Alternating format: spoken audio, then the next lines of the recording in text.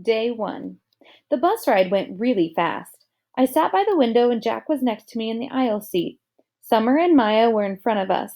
Everyone was in a good mood, kind of loud, laughing a lot. I noticed right away that Julian wasn't on our bus, even though Henry and Miles were. I figured he must be on the other bus, but then I overheard Miles tell Amos that Julian ditched that grade trip because he thought the whole nature retreat thing was quote unquote dorky. I got totally pumped because dealing with Julian for 3 days in a row and 2 nights was a major reason that I was nervous about this whole trip.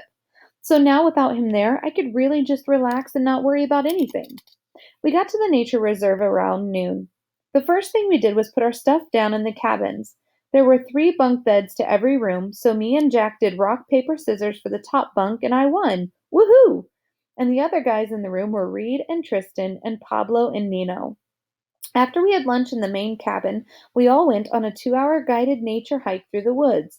But these were not woods like the kind they have in Central Park. These were real woods. Giant trees that almost totally blocked out the sunlight, tangles of leaves and fallen tree trunks, howls and chirps and really loud bird calls.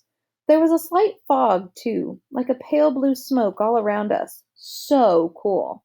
The nature guide pointed everything out to us: the different types of trees we were passing, the insects inside the dead logs on the trail, the signs of deer and bears in the woods, what types of birds were whistling, and where to look for them. I realized that my low bought hearing aids actually made me hear better than most people because I was usually the first person to hear a new bird call. It started to rain as we headed back to camp. I pulled on my rain poncho and pulled the hood up so my hearing aids wouldn't get wet, but my jeans and shoes got soaked by the time we reached our cabins. Everyone got soaked. It was fun, though. We had a wet sock fight in the cabin.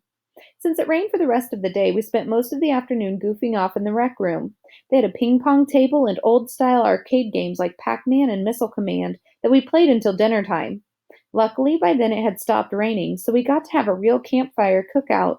The log benches around the campfire were still a little damp, but we threw our jackets over them and hung out by the fire, toasting s'mores and eating the best roasted hot dogs I have ever tasted. Mom was right about the mosquitoes. There were tons of them. But luckily I had spritzed myself before I left the cabin, and I wasn't eaten alive like some of the other kids were. I loved hanging out by the campfire after dark. I loved the way bits of fire dust would float up and disappear into the night air, and how the fire lit up people's faces. I loved the sound the fire made, too, and how the woods were so dark that you couldn't see anything around you, and you'd look up and see a billion stars in the sky. The sky doesn't look like that in North River Heights. I've seen it look like that in Montauk, though, like someone sprinkled salt on a shiny black table. I was so tired when I got back to the cabin that I didn't need to pull out the book to read. I fell asleep almost as fast as my head hit the pillow, and maybe I dreamed about the stars. I don't know. The fairgrounds. The next day was just as great as the first day. We went horseback riding in the morning, and in the afternoon we rappelled up some ginormous trees with the help of the nature guides. By the time we got back to the cabins for dinner, we were all really tired again. After dinner, they told us we had an hour to rest, and then we were going to take a 15-minute bus ride to the fairgrounds for an outdoor movie night. I hadn't had the chance to write a letter to Mom and Dad and Via yet, so I wrote one telling them all about the stuff we did that day and the day before. I pictured myself reading it to them out loud when I got back, since there was just no way the letter would get home before I did. When we got to the fairgrounds, the sun was just starting to set. It was about 7:30. The shadows were really long on the grass, and the clouds were pink and orange. It looked like someone had taken sidewalk chalk and smudged the colors across the sky with their fingers. It's not that I haven't seen nice sunsets before in the city, because I have, slivers of sunsets between buildings, but I wasn't used to seeing so much sky in every direction. Out here in the fairgrounds, I could understand why ancient people used to think the world is flat and the sky was a dome that closed in on top of it. That's what it looked like from the fairgrounds in the middle of this huge open field.